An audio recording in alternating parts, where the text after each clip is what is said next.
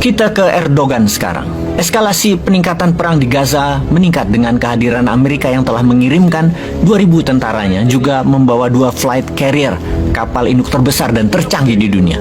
Beda dengan perang di Ukraina yang Amerika cuma pinjam tangan Yahudi Zelensky biar yang korban adalah rakyat Ukraina, bukan tentara Amerika. Namun Israel dengan proyek yang memang diciptakan untuk mesin produksi alat perang Amerika yang harus terciptanya perang oleh Amerika hadir langsung. Dua pemimpin besar dunia, Putin dan Erdogan, bereaksi. Putin mengirimkan senjata dan pasukan Chechen bersiap di Suriah, sementara Erdogan lain lagi gerakannya.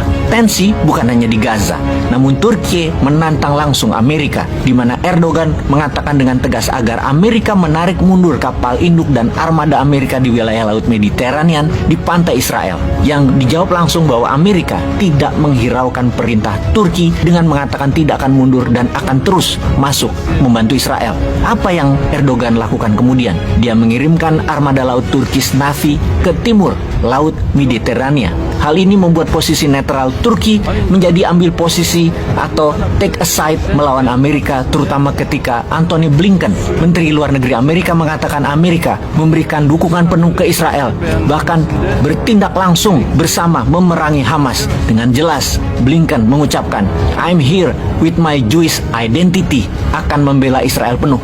Dijawab dengan tegas oleh Erdogan, "I also approach the region as a Muslim and made a statement to support Palestine." Clear sikap Erdogan dan Turki. Blinken bilang gua Yahudi, Erdogan bilang gua Muslim. Blinken bilang gua Amerika, Erdogan bilang gua Turki.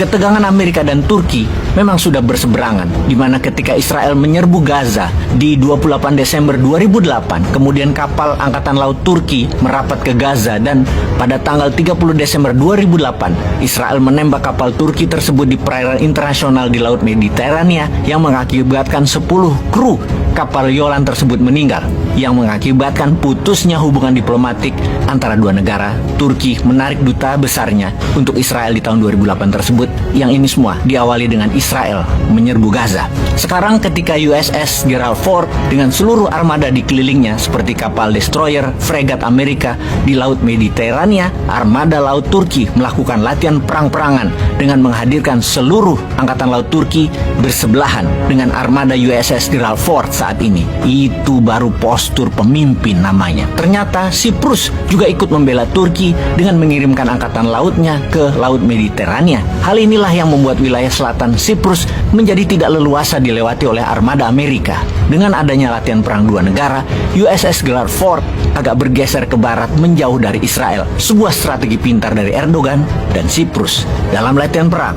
Maka real bullet dan real amunisi dilontarkan, di mana kalau ada kapal perang Amerika yang kena, Turki tidak bertanggung jawab. Karena itu sebaiknya Amerika minggir. Pemerintah Turki berkali-kali mengatakan ke armada Amerika, jangan mendekat daerah latihan perang kami di timur Laut Mediterania dan selatan Laut Mediterania.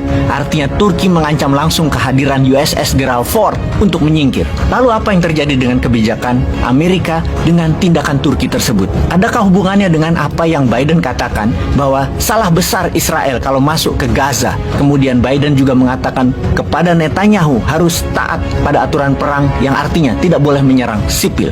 Mengapa Amerika tiba-tiba melunak? Apakah benar tindakan Turki membuat Presiden Amerika berpikir ulang bahwa ternyata Turki berani menantang hegemoni Amerika di Laut Mediterania, yang membuat Amerika jadi netral dan jadi hanya penyedia senjata saja, tidak aktif ikut perang? Atau karena di dalam negeri Amerika lagi kacau, tekor karena membiayai perang Ukraina senilai 500 billion dolar dan masih harus menyediakan 26 billion dolar lagi, namun parlemen Amerika hanya menyetujui 6 billion dolar saja karena pemerintah Amerika tidak tumbuh industrinya dan inflasinya tinggi di Amerika. Dalam negeri Amerika tidak bisa support satu perang lagi, apalagi di Timur Tengah yang manusianya sangat militan. Apakah Amerika mendadak panik karena Erdogan bertemu empat mata dengan pemimpin Iran, Ebrahim Raisi, baru-baru ini yang menjadi perhatian dunia barat? Amerika, Inggris, Perancis mendadak terdiam juga mendapatkan fakta Putin mendukung Erdogan, di mana dalam diskusi dengan Iran, Erdogan mengatakan kalau Iran aktif masuk perang dengan Israel, Turki mendukung penuh. Turki akan memberikan drone Bayraktar yang canggih yang bisa membuat serangan jarak jauh untuk kekuatan membantu drone Iran Shahid yang terkenal untuk serangan jarak pendek dan menengah. Agaknya mereka tukeran drone. Iran menyerang Israel jarak jauh pakai Bayraktar, Turki serang Israel pakai drone Shahid.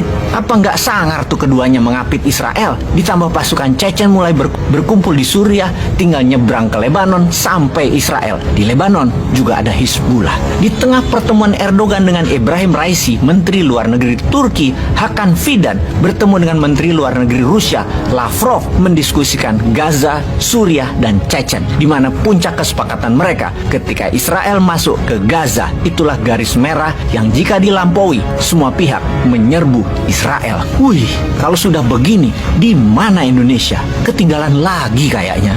Peace.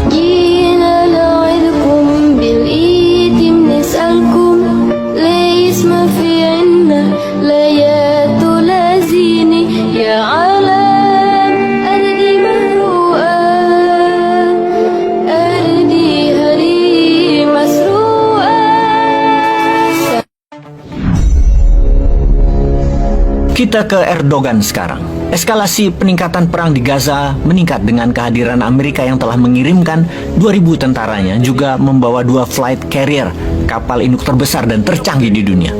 Beda dengan perang di Ukraina yang Amerika cuma pinjam tangan Yahudi Zelensky